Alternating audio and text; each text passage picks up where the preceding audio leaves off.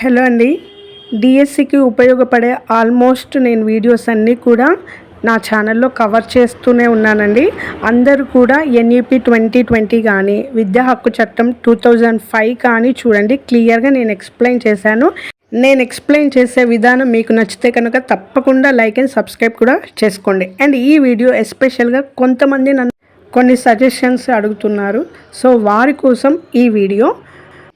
ఇక్కడ ఒక కామెంట్లో సుప్రియ గారు, టీఎస్లో డిఎస్సి ఉంటుందా సిస్టర్, లాస్ట్ టైం 2 మార్క్స్లో జాబ్ మిస్ అయింది, టెట్లో మార్క్స్ వచ్చేసి 112, చదవాలంటే నెగిటివ్ థాట్స్ వస్తున్నాయి, ఎలా ఓవర్కమ్ చేయాలి, ఒక వీడియో చేయండి అని అడిగారు. అండ్ అలాగే శ్యామల గారు, మేడం ప్రిపరేషన్ ఇప్పుడు స్టార్ట్ చేసిన సిలబస్ కంప్లీట్ చేయగలనా అని అడిగారు. పెద్దిరెడ్డి గారు, మేడం టెట్ తక్కువ వచ్చాయి మ్యామ్, డిఎస్సికి గెయిన్ అవుతానో లేదో అని భయం వేస్తుంది. సో వచ్చిన కామెంట్స్లో ఇవి నేను పిక్ చేసుకున్నానండి. సో వీరందరికీ కూడా నేను ఒకటే చెప్తాను ఏంటంటే, సుప్రియ గారు మీకు 112 మార్క్స్ వచ్చాయి, అది మంచి స్కోర్ అండి. మీకు చాలా హోప్ ఉంది, జాబ్ రావడానికి ఛాన్సెస్ ఉన్నాయి. మొన్న జరిగిన డిఎస్సిలో టెట్లో తక్కువ మార్క్స్ వచ్చి కష్టపడి డిఎస్సిలో సాధించిన వారు కూడా ఉన్నారు. సో అది మన మైండ్లో పెట్టుకోవాలి. సో మీరు తప్పకుండా ఈసారి టాప్ పొజిషన్లో ఉంటారు, ఎందుకంటే మీ ముందు ఉన్న వాళ్ళందరూ వెళ్ళిపోయారు. సో ఇప్పుడు మీరు టాప్ పొజిషన్లో ఉన్న వాళ్ళలో మీరు ఒకళ్ళు. మధ్య మధ్యలో స్టడీకి గ్యాప్స్ ఇస్తూ టైం టేబుల్ వైజ్గా మీరు చదువుకుంటూ వెళ్ళండి, తప్పకుండా మీ గోల్ని రీచ్ అవ్వగలరు. సిలబస్ అనేది కంప్లీట్ చేయగలనా అంటే చేయగలరండి. మనం మెయింటైన్ చేసే టైం టేబుల్ని బట్టి మనం సిలబస్ అనేది కంప్లీట్ చేయగలం. ఒక డేలో మనం వేసుకున్న టైం టేబుల్లో ప్రతి సబ్జెక్ట్ కవర్ అయ్యేలాగా ఉంటే ఎందుకు చేయలేము, తప్పకుండా చేస్తాము. అండ్ అందరు కూడా హోప్ ఉంచండి. కష్టపడే వాళ్ళు, జాబ్ కొట్టాలి అని అనుకునే వాళ్ళు నమ్మకంతో ప్రయత్నించండి. ఫస్ట్ మన మీద మనకి కాన్ఫిడెన్స్ ఉండాలి. అలాగే అంతేగాని మనల్ని మనమే తక్కువ చేసుకుంటే ఎలాగా? మనకి టీచర్ జాబ్ రావాలంటే మనకి ఫస్ట్ ఏం కావాలి? జ్ఞానం అనేది కావాలి. సో ఈ జ్ఞానం ఎక్కడి నుంచి తెచ్చుకుంటాము? టెక్స్ట్ బుక్స్ చదివి దాని ద్వారా జ్ఞానాన్ని పెంచుకొని ఎగ్జామ్ రాస్తాం. సో మరి మనకు ఆ జ్ఞానమే లేకపోతే మనం ఎలాగ ప్రజెంటేషన్ చేస్తాం? చేయలేం కదా. సో ఆ జ్ఞానం కావాలంటే టెక్స్ట్ బుక్స్ చదవాలి. టెక్స్ట్ బుక్స్ వల్ల మనకి చాలా జ్ఞానం అనేది వస్తుంది. ఈవెన్ మనకి హోమ్లో ఉన్నా కూడా మినిమం కామన్ సెన్స్, మినిమం జ్ఞానం అనేది మనకు ఉండాలి. లేకపోతే మనల్ని ఎవ్వరు కూడా లెక్క చెయ్యరు. ప్రతి ఎగ్జామ్లో కూడా అందరికీ కూడా కామన్ సిలబస్ ఉంటుంది అండ్ కామన్ నాలెడ్జ్ కూడా ఎగ్జామ్ పర్పస్లో కాంపిటేటివ్ వైజ్గా ఉంటుంది. కాకపోతే గ్రూప్స్కి కొంచెం డెప్త్లో ఉంటుంది, డిఎస్సికి కొంచెం తక్కువ ఉంటుంది.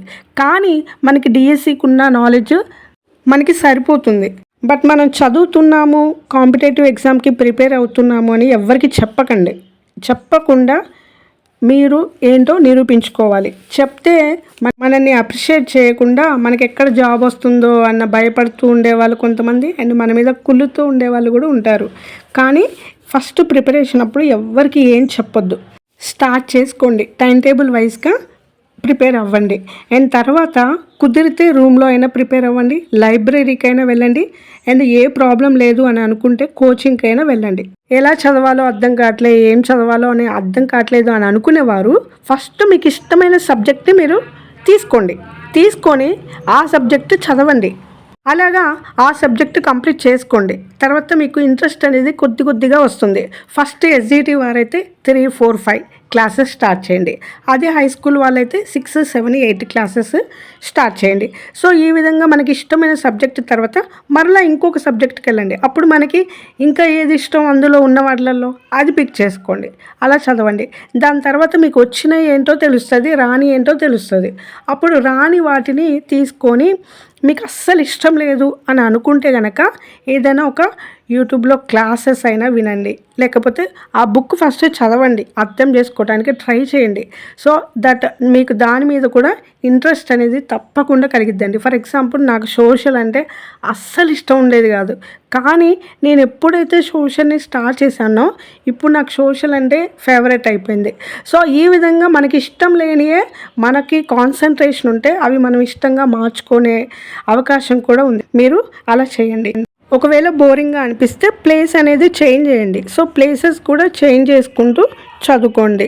ఒకవేళ మీరు ఒక్కరోజు చదవకపోతే ఇలా కంటిన్యూషన్ చేస్తున్నప్పుడు అప్పుడు మీకు ఆ బాధ ఏంటో అర్థమైద్ది. అయ్యో నేను ఈరోజు చదవలేకపోయానే అని మీకు అనిపిస్తుంది.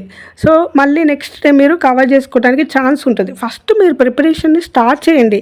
ఒక లెసన్ పెట్టుకోండి, లేకపోతే ఒక 2 పేజెస్ పెట్టుకోండి. ఇది ఈరోజు కంప్లీట్ చేయాలని అనుకోండి.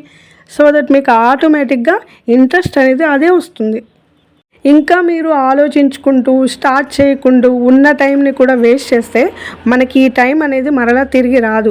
ఎగ్జామ్ అయిపోయాక జాబ్స్ అందరికీ మన ఫ్రెండ్స్కి వచ్చి మనకు రాకపోతే అయ్యో నేను కూడా చదివితే బాగుండేది కదా, నేను కూడా వచ్చేదాన్ని కదా అని అనుకున్నా కూడా ప్రయోజనం లేదు. సో అయిపోయింది ఏదో అయిపోయింది, ముందున్నది మనకి ఫ్యూచర్ ఒక్కటే. కాబట్టి మనం ఫస్ట్ ప్రిపరేషన్ స్టార్ట్ చేస్తే రిజల్ట్ అనేది దేవుడే ఇస్తాడు. కాబట్టి మనం ముందు స్టార్ట్ చేయండి. అది కూడా పాజిటివ్ తోటి స్టార్ట్ చేస్తే మనకి కొంచెం కాన్ఫిడెన్స్ కూడా వస్తుంది. సో ఉన్న టైంనే యూజ్ చేసుకోండి, టైం వేస్ట్ చేయకుండా. ఓకేనా? డిఎస్సి ఉంటుందా అంటే తప్పకుండా ఉంటుందండి. కాకపోతే జాబ్ క్యాలెండర్ ప్రకారం టెట్ కూడా ఉంది. అయితే టెట్ కూడా వేయొచ్చు. టెట్ వేశాక కంపల్సరీగా డిఎస్సి అయితే ఉంటుంది. సో మీ ప్రిపరేషన్ అయితే ఎక్కడ కూడా స్టాప్ చేయకండి. టెట్ ఉన్నా డిఎస్సి ఉన్నా ప్రిపరేషన్ని కంటిన్యూ చేయండి. ఇప్పటి నుంచైనా స్టార్ట్ చేయండి. గవర్నమెంట్ జాబ్ ఉంటే సొసైటీలో రెస్పెక్ట్ కూడా ఉంటుంది. సో అందరూ కూడా బాగా ప్రిపేర్ అవ్వండి. అండ్ నా వీడియోస్ కనుక మీకు నచ్చినట్లయితే తప్పకుండా లైక్ చేయండి, సబ్స్క్రైబ్ చేయండి అండ్ వీడియోస్ కూడా వాచ్ చేయండి. Thanks for watching.